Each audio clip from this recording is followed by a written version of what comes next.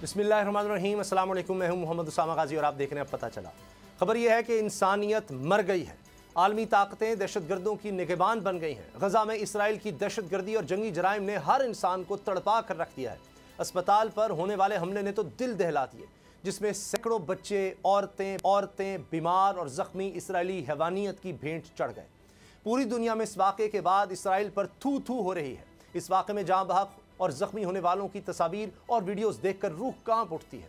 दुनिया भर में दर्द दिल रखने वाले इस बर्बरियत के खिलाफ एहतजाज कर रहे हैं। अक़वाम मुत्तहिदा के सेक्रेटरी जनरल एंटोनियो गुतेरेस ने कहा है कि वो गजा के अस्पताल पर हमले में सैकड़ों अफराद की अमवात के बाद दहशत ज़दा हैं, लेकिन बेशर्मी, ढिठाई और बेहिसी की इंतहा देखिए कि इस हमले के बाद भी मगरबी ताकतें और अमेरिका इसराइल के साथ खड़े हैं।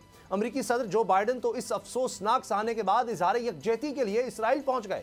मासूम बच्चों के कातिलों से इजहार यकजहती रहती दुनिया तक कलंक का ये टीका अमेरिका के माथे पर लगा रहेगा कि बगैर किसी तहकीक और तफ्तीश के अमेरिकी सदर ने इस वहशियाना इक़दाम पर इसराइल को क्लीन चिट भी दे दी। आखिर इसराइल को बेगुनाहों का खून बहाने से कौन रोकेगा? मुस्लिम ममालिक भी मजम्मती बयानात से आगे क्यों नहीं बढ़ रहे? ये मामला कैसे हल होगा? प्रोग्राम में इस पर भी बात करेंगे। सब्सक्राइब करें और बेल दबाएं ताकि कोई खबर रह न जाए।